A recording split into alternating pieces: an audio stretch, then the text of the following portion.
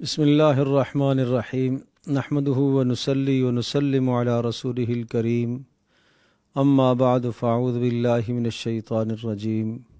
بسم اللہ الرحمن الرحیم لن تنالوا البر حتى تنفقوا مما تحبون وما تنفقوا من شیء فإن اللہ به علیم صدق اللہ العظیم۔ چوتھے پارے کے آغاز میں اللہ تبارک و تعالی نے کامل نیکی کی حقیقت کو بتایا ہے، اور یہ مضمون تیسرے پارے میں بھی آ چکا ہے کہ آدمی کو اپنا پسندیدہ اور عمدہ مال اللہ کی راہ میں خرچ کرنا چاہیے، اور یہاں یہ ذکر فرمایا کہ اس وقت تک تم کامل نیکی کو نہیں پا سکتے جب تک اپنی پسندیدہ چیز اور اپنے محبوب مال کو اللہ کی راہ میں نہ خرچ کرو۔ لیکن پھر بھی فرمایا وما تنفقوا من شیء فإن اللہ بہ علیم، جو بھی تم خرچ کرو گے اگر اخلاص کے ساتھ کرتے ہو تو اللہ تبارک و تعالیٰ اسے جانتا ہے اور اس پر تمہیں بہترین اجر دے گا۔ جیسا کہ ایک آدمی اپنے مال میں سے وہ مال جو اس کے استعمال میں نہیں ہے خود اب استعمال نہیں کرتا،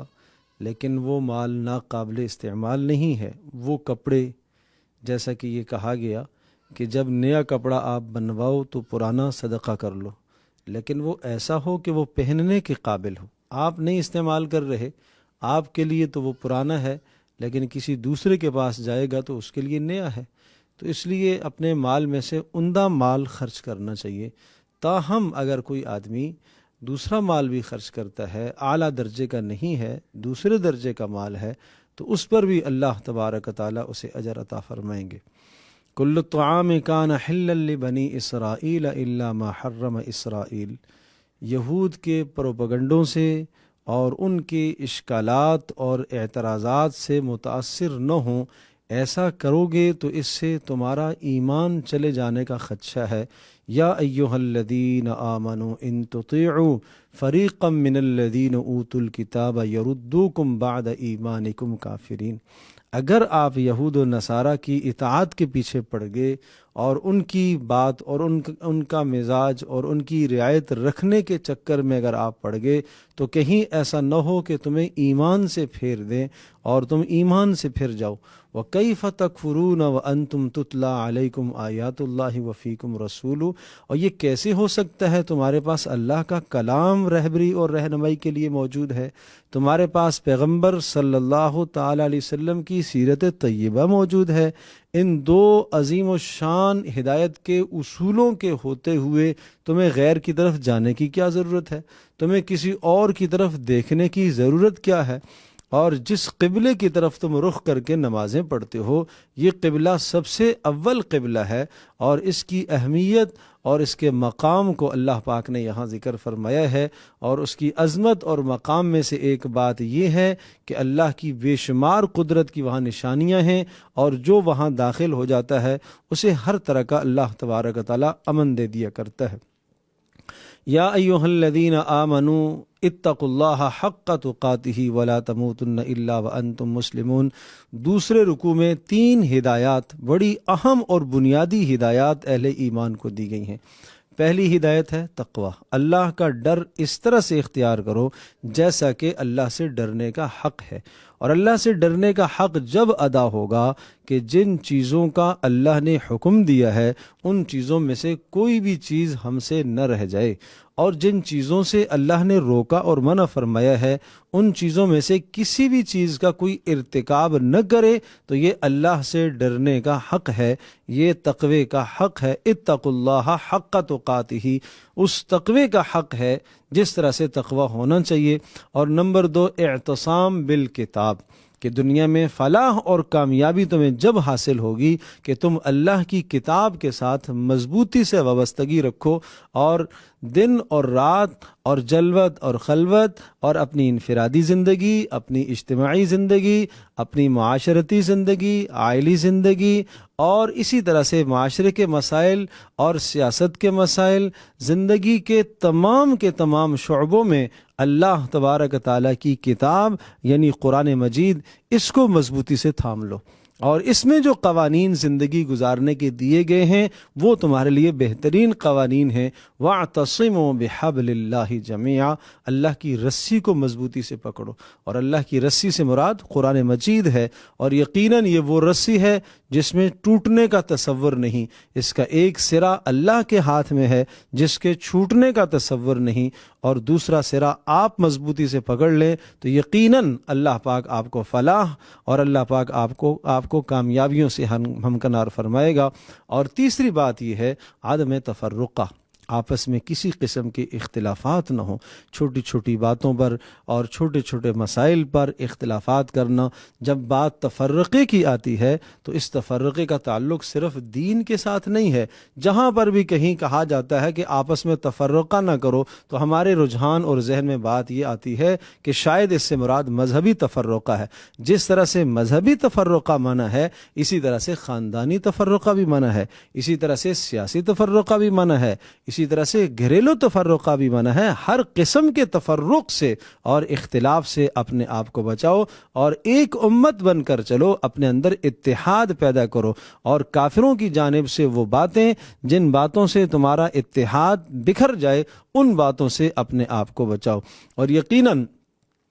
تیسرے رکوع میں یہ سمجھایا کہ یقیناً تمہارا فرض منصبی ہے اللہ پاک کی طرف بلانا، نیکی کا حکم کرنا اور گناہوں سے دوسروں کو روکنا، یہ تم میں سے ہر شخص کا فرض منصبی ہے۔ اور اگر ہر آدمی یہ کام نہ کر سکے تو کم از کم وَلْتَكُمْ مِنْكُمْ أُمَّةٌ يَدْعُونَ إِلَى الْخَيْرِ، ایک جماعت ہر وقت ایسی رہنی چاہیے جو دوسروں کو خیر کی طرف بلائے اور گناہوں سے منع کرے، اس لیے کہ اس امت کی بھلائی اور اس امت کی کامیابی اور اس امت کی خیریت کا راز اسی میں مضمر ہے کہ ہر آدمی اس فرض منصبی کو ادا کرے کہ وہ دوسروں کو خیر کی بات سمجھائے اور دوسروں کو گناہ سے روکنے کی کوشش کرے۔ اور اگر ایسا نہیں کرو گے تو پھر تم اپنے دین سے پھر جاؤ گے۔ اور لیسوا سواء من اہل الکتاب امۃ منہم امۃ قائمۃ یتلون آیات اللہ، سب کے سب، یہ قرآن ایک حقیقت کا اعتراف کرتا ہے کہ اہل کتاب کی جب بات آتی ہے تو سب کے سب اہل کتاب ایسے نہیں ہیں جو تمہارے دشمن ہیں۔ ہاں، اہل کتاب میں سے ایسے لوگ بھی ہیں جو اسلام لائے ہیں، جو محمد صلی اللہ تعالی علیہ وسلم کا جنہوں نے کلمہ پڑھا ہے، یتلون آیات اللہ آناء اللیل، وہ راتوں کو اور دنوں کو اللہ کے کلام کی تلاوت کرتے ہیں، نیکیوں کا حکم کرتے ہیں، گناہوں سے روکتے ہیں، یسارعون فی الخیرات، نیکیوں میں آگے بڑھتے ہیں، وَأُولَئِكَ مِنَ الصَّالِحِينَ، یہ تو نیکوکار لوگ ہیں۔ حضرت عبداللہ بن سلام رضی اللہ تعالی عنہ اور ان کے ساتھ اور بہت سارے اشخاص ایسے ہیں، اور نصارہ کے اس قسم کے ایسے بھی لوگ ہیں جو محمد صلی اللہ علیہ وسلم پر ایمان لائے اور حضرت صلی اللہ علیہ وسلم کی نشانیوں کو انہوں نے اپنی کتابوں میں پہچانا اور رسول اللہ صلی اللہ علیہ وسلم پر وہ ایمان لائے۔ یا ایھا الذین آمنوا لا تتخذوا بطانۃ من دونکم لا یألونکم خبالا، یہاں یہ سمجھایا کہ تمہاری ایسے اہل کتاب، یہودی، نصرانی، کفار، ایسے وہ لوگ جو اسلام کے دشمن ہیں، دین کے دشمن ہیں، تمہاری ان سے دوستیاں نہیں ہونی چاہیے، اور وہ تمہارے دلی رازدان نہ ہوں، اپنے دلوں کے راز ان کو مت بتاؤ، اپنی اندر کی حقیقت اور حالات انہیں مت سناؤ، اس سے وہ فائدہ اٹھائیں گے اور وہ تمہیں نقصان پہنچائیں گے۔ فرمایا ودوا ما عنتم، تمہاری تکلیفوں پر وہ خوش ہوتے ہیں، قد بدت البغضاء من افواہہم وما تخفی صدورہم اکبر، ان کے چہروں سے اور ان کے منہوں سے تمہارے خلاف نفرتیں ٹپکتی ہیں، اور جو ان کے سینوں میں تمہارے خلاف نفرت ہے وہ اس سے زیادہ سنگین ہے اور خطرناک ہے۔ قد بینا لکم الآیات ان کنتم تعقلون، اللہ کھول کھول کے اپنی آیات کو بیان کرتا ہے۔ ہاں انتم اولئک تحبونہم ولا یحبونکم، تم ان سے محبت کرنا چاہتے ہو، وہ تو تم سے محبت نہیں کرتے۔ وَتُؤْمِنُونَ بِالْكِتَابِ كُلِّهِ، تم تو ان کی کتابوں کو مانتے ہو، تم تورات پر ایمان رکھتے ہو، انجیل پر ایمان رکھتے ہو، زبور پر ایمان رکھتے ہو، آسمانی صحائف پر ایمان رکھتے ہو اور گزشتہ رسولوں کو مانتے ہو، لیکن وہ تمہاری کتاب پر ایمان نہیں رکھتے، وہ تمہارے رسول کو نہیں مانتے۔ وَإِذَا لَقُوكُمْ قَالُوا آمَنَّا، ہاں ظاہراً تمہارا دوست بننا چاہتے ہیں اور ظاہر میں تمہارے ساتھ ہمدردیاں ظاہر کرتے ہیں، لیکن وَإِذَا خَلَوْا عَضُّوا عَلَيْكُمُ الْأَنَامِلَ مِنَ الْغَيْظِ، لیکن جب وہ تنہائی میں ہوتے ہیں تو پھر وہ دانت پیس رہے ہوتے ہیں غصے سے، اور آپ کہہ دیجئے قُلْ مُوتُوا بِغَيْظِكُمْ، اپنے غصے میں مر جاؤ، ان اللہ علیم بذات الصدور۔ اور ایک حالت ان کی اور عادت کی ذکر فرمائی، ان تمسسکم حسنۃ تسؤہم، اگر تمہیں کوئی اچھائی ملتی ہے، تمہیں کوئی فتح ملتی ہے، کامیابی ملتی ہے، تو اس فتح پر اور کامیابی پر یہ کافر رنجیدہ ہوتے ہیں، پریشان ہوتے ہیں، اور اگر تمہیں کوئی مصیبت پہنچتی ہے تو اس پر وہ خوش ہوتے ہیں۔ وَإِذْ غَدَوْتَ مِنْ أَهْلِكَ تُبَوِّئُ الْمُؤْمِنِينَ مَقَاعِدَ لِلْقِتَالِ، یہاں سے ایک تسلسل ہے غزوہ بدر اور غزوہ احد کے حالات کا، اور یہ نصف سپارے تک اور اس سے کچھ آگے تک کا حصہ ہے جو مکمل کے مکمل ان دونوں غزوات کی بڑی تفصیل سے تشریح کی گئی ہے، اور ان غزوات کے نتیجے میں ہونے والے جو سبق ہیں وہ پوری امت مسلمہ کو دیے گئے ہیں۔ اور غزوہ بدر سے یہ سمجھایا گیا کہ کس طرح سے کمزوروں کو اللہ پاک نے غالب فرمایا، اور وہ 313 نہتے جو تھے اللہ پاک نے ان کو 1000 کم و بیش کی تعداد پر کس طرح سے اللہ پاک نے غالب فرمایا۔ توکل اللہ کی ذات عالی پر، اسباب پر نہیں تھا، اللہ کی ذات عالی پر بھروسہ تھا، رسول اللہ صلی اللہ علیہ وسلم کی اطاعت اور فرما برداری تھی، آپس میں شیر و شکر تھے۔ اللہ تبارک تعالیٰ نے ان خوبیوں کی بنیاد پر اللہ پاک نے ان کو غالب فرمایا، اور ساتھ ساتھ غزوہ احد کے حالات کو ذکر فرمایا کہ وہاں مسلمانوں کو ظاہری طور پر کچھ شکست ہوئی، اور وہ ظاہری طور پر کچھ شکست کیوں ہوئی، اس کے باریک باریک احوال جو تھے وہ احوال ذکر فرمائے، چونکہ ان احوال میں سے ایک حال یہ تھا کہ رسول اللہ صلی اللہ تعالی علیہ وسلم کی منشا کے خلاف ایک امر ہوا، تو یہ سمجھایا کہ رسول اکرم صلی اللہ تعالی علیہ وسلم کی منشا کے خلاف کر کے تمہیں کوئی بھی دنیا میں کامیابی حاصل نہیں ہو سکتی۔ گویا کہ غزوہ بدر اور غزوہ احد ان دونوں کے حالات کو ذکر کر کے یہ سمجھایا۔ غزوہ بدر میں دیکھا اللہ کی مدد کیسے آئی، 100% آپس میں باہمی اتحاد و اتفاق اور رسول اللہ صلی اللہ تعالی وسلم کی خوشنودی اور اطاعت پر جمے ہوئے تھے، اور غزوہ احد کے اندر صرف ایک جگہ پر رسول اللہ صلی اللہ علیہ وسلم کی منشا کے خلاف ہوا، تو اللہ تبارک تعالیٰ نے اس فتح کی ہوئی جنگ کو اور اس حالت کو اللہ پاک نے شکست میں بدل دیا، اور مسلمانوں کو جانی سخت نقصان کا سامنا کرنا پڑا۔ تو یہ سمجھایا کہ رسول اللہ صلی اللہ علیہ وسلم کی اطاعت سے نکل کر تم دنیا میں کہیں بھی کامیابی نہیں پا سکتے۔ اور پھر ان لوگوں کی فضیلت اور ان کے دل جوئی کے لیے بھی یہ ارشاد فرمایا کہ جن سے غزوہ احد کے اندر کچھ غلطی ہو گئی ہے، تو فرمایا فَبِمَا رَحْمَةٍ مِّنَ اللَّهِ لِنْتَ لَهُمْ وَلَوْ كُنْتَ فَظًّا غَلِيظَ الْقَلْبِ لَانفَضُّوا مِنْ حَوْلِكَ فَاعْفُ عَنْهُمْ وَاسْتَغْفِرْ لَهُمْ وَشَاوِرْهُمْ فِي الْأَمْرِ۔ اے نبی، اللہ پاک نے آپ کو مہربان بنایا، اللہ نے آپ کو نرم بنایا ہے، لہٰذا ایسا نہ ہو کہ ان کی غلطی کی وجہ سے ان سے اس قدر آپ اعراض کر لیں کہ ان کے دل دکھیں اور ان کے دل ٹوٹ جائیں۔ نہیں، اپنے معاملات میں ان کو ساتھ شریک کریں، اور مشاورت میں آپ ان کو اپنے ساتھ لیں، اور ان کے لیے استغفار کریں، اور ان کو آپ درگزر کریں۔ یہ صحابہ کے فضائل اور مناقب ذکر فرمائے، اور پھر فرمایا فَإِذَا عَزَمْتَ فَتَوَكَّلْ عَلَى اللَّهِ، بھروسہ آپ کو اللہ کی ذات عالی پر، نہ کسی کی تعداد پر، نہ کسی کے ظاہری اسباب پر، نہ کسی اور شے پر، بھروسہ صرف آپ کو اللہ کی ذات عالی پر بھروسہ کرنا ہے۔ لقد من اللہ، احسان عظیم اللہ کا کہ اللہ پاک نے تمہیں عظیم الشان رسول محمد صلی اللہ علیہ وسلم کی صورت میں عطا فرمایا، اور اسی رسول کی اتباع میں تمہاری کامیابی ہے، ورنہ رسول اللہ صلی اللہ علیہ وسلم کی بعثت سے پہلے تو تم گمراہی میں مبتلا تھے، اور اللہ پاک نے تمہاری مدد فرمائی رسول اللہ صلی اللہ علیہ وسلم کی برکت سے۔ الذین استجابوا للہ والرسول، اور وہ لوگ جو اللہ اور اس کے رسول کے حکم کو ماننے کے لیے ہر وقت تیار رہتے ہیں، ہر وقت اللہ اور اس کے رسول کے حکم پر لبیک کہتے ہیں، ان کے لیے بہت بڑا اجر، اس اجر کا فیصلہ سنایا۔ ولا يحسبن الذين يبخلون بما آتاهم الله من فضله هو خير لهم بل هو شر لهم۔ جہاں دین کے معاملے میں اللہ کی راہ میں مال خرچ کرنے کی ضرورت پیش آ جائے اور وہاں اگر کوئی آدمی مال نہ خرچ کرے، بخل سے کام لے، مال کو سمیٹ کر اپنے پاس رکھے، وہ ہرگز یہ نہ سمجھے کہ یہ مال خرچ نہ کر کے، مال کو سمیٹ کر رکھ کر اپنے لیے کوئی خیر جمع کر رہا ہے، کہا یہ خیر نہیں ہے، ہوا شر لہم، یہ شر ہے، یہ اس کے لیے برائی ہے۔ سیطوقون ما بخلوا به یوم القیامہ، قیامت کے دن یہ گلے میں توق بنا کر ڈالا جائے گا۔ اور تمہیں اللہ کی راہ میں مال خرچ کرنے سے کیوں تأمل ہوتا ہے؟ وَلِلَّهِ مِيرَاثُ السَّمَاوَاتِ وَالْأَرْضِ، آسمان و زمین کی سب میراث، سارا مال اللہ ہی کا ہے، تو پھر اللہ ہی کا دیا ہوا مال اللہ کی راہ میں خرچ کیا کرو۔ لَقَدْ سَمِعَ اللَّهُ قَوْلَ الَّذِينَ قَالُوا، یقیناً اللہ پاک نے ان لوگوں کی بات کو بھی سنا، یعنی یہودیوں نے، جنہوں نے اسلام اور مسلمانوں کے ساتھ استہزاء کیا، مذاق اڑایا۔ جب بات آئی کہ اللہ کی راہ میں مال خرچ کرو تو یہ کہنے لگے اللہ فقیر ہو گیا کیا؟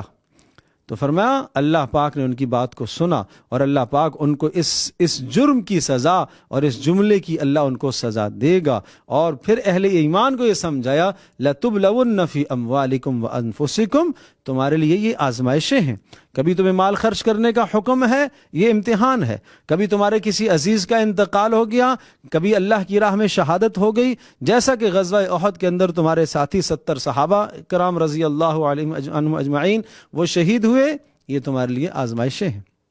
اور پھر فرمایا یہ جو یہودیوں نے کہا ہے کہ اللہ فقیر ہو گیا اور ہم غنی ہیں، کہ اس قسم کی باتیں تو تم سنتے رہو گے، یہ تو قیامت تک ہوتا رہے گا، تمہارے دین کا استہزاء کرتے رہیں گے، تمہارے نبی کا بھی استہزاء کرتے رہیں گے، اور اس قسم کے شوشے چھوڑتے رہیں گے، اس قسم کی بیہودہ باتیں تو یہودیوں سے، نصرانیوں سے اور دشمنان اسلام سے تم سنتے رہو گے۔ لیکن حل کیا ہے؟ حل یہ بتایا وَإِن تَصْبِرُوا وَتَتَّقُوا فَإِنَّ ذَلِكَ مِنْ عَزْمِ الْأُمُورِ، تمہیں تو دین پر جمنا ہوگا۔ وہ رسول اللہ صلی اللہ علیہ وسلم کی شان میں گستاخی کر کے امت مسلمہ کو رسول اللہ صلی اللہ علیہ وسلم کی اطاعت سے پیچھے کرنا چاہتے ہیں، تمہیں چاہیے کہ رسول اللہ صلی اللہ علیہ وسلم کی اطاعت اور فرمانبرداری میں جم جاؤ، اور جم کے انہیں جواب دینا چاہیے، اور یہ بہترین جواب ہوگا کہ تم یہ سازشیں اس لیے کرتے ہو کہ ہمارے دلوں سے رسول اللہ صلی اللہ علیہ وسلم کی محبت کو نکالو۔ وَتَتَّقُوا، اور تمہیں ہر وقت گناہ سے بچنا چاہیے، رسول اللہ صلی اللہ علیہ وسلم کی مخالفت سے بچنا چاہیے۔ اس کے بعد سورہ آل عمران کی آخر کی وہ آیات، جن آیات بینات میں اللہ پاک نے ان دعاؤں کو ذکر فرمایا، جس طرح سے سورۃ البقرہ کے آخر میں دعائیہ کلمات تھے، اسی طرح سے سورہ آل عمران کے آخر میں بھی دعائیہ کلمات ہیں، اور وہ بلند ترین مقام رکھنے والے لوگ جو ان کلمات سے دعا کرتے ہیں، سبحانک فقنا عذاب النار، کائنات کو دیکھتے ہیں، کہتے ہیں اے اللہ تو نے اس کو بیکار نہیں بنایا، اے اللہ ہم تیری پاکی کا اقرار کرتے ہیں، اے اللہ ہمیں جہنم سے بچا لے، ربنا انک من تدخل النار فقد اخزیتہ، اے اللہ جس کو تو نے دوزخ میں داخل کیا وہ تو بڑا رسوا ہو گیا اور ظالموں کا کوئی مددگار نہیں۔ اے اللہ ایک پکارنے والے نے پکارا، یعنی محمد صلی اللہ علیہ وسلم نے ایمان کی دعوت دی اور انہوں نے کہا کہ آمنوا بربکم، ایمان لاؤ، تو ہم ایمان لائے، اے اللہ اس ایمان کے بدلے میں ہمارے گناہوں کو درگزر فرما، معاف فرما۔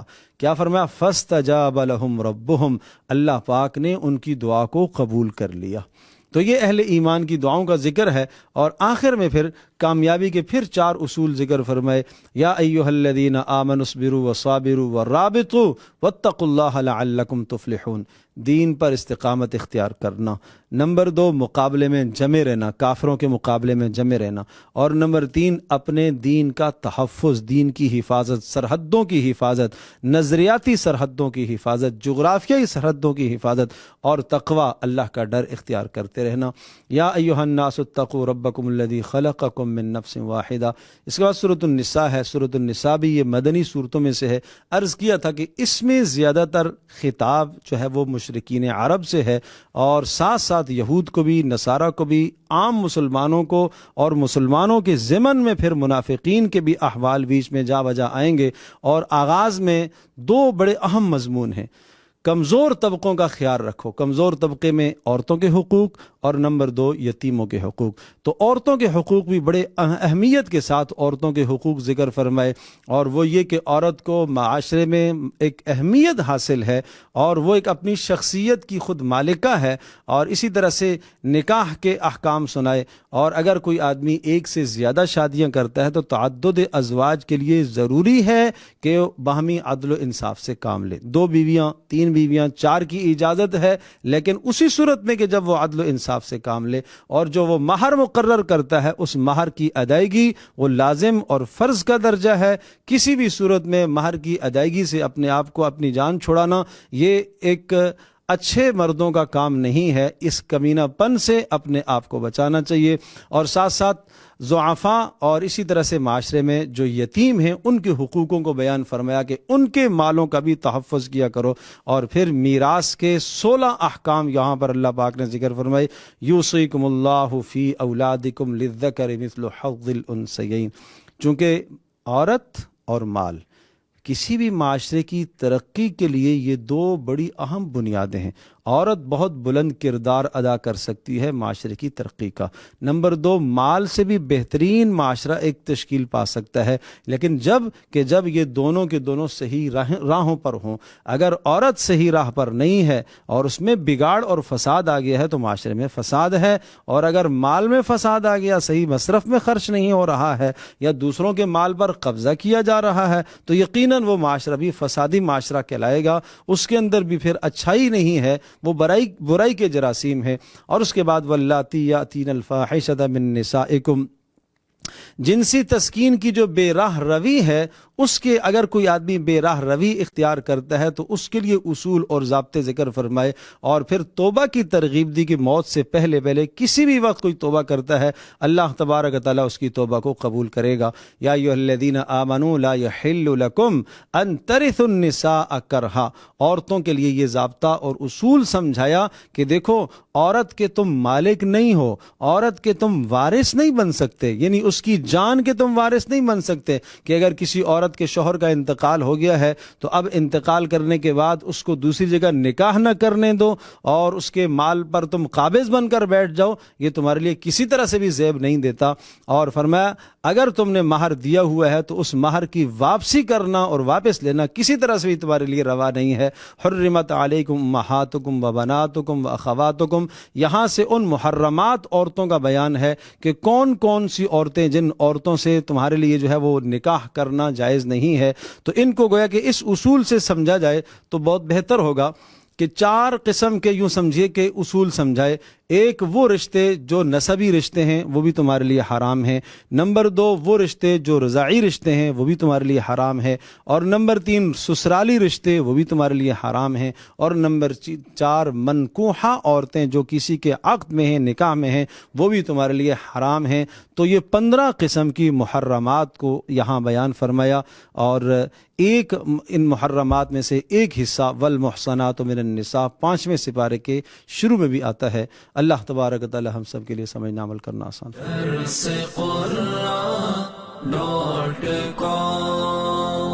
www.darsequran.com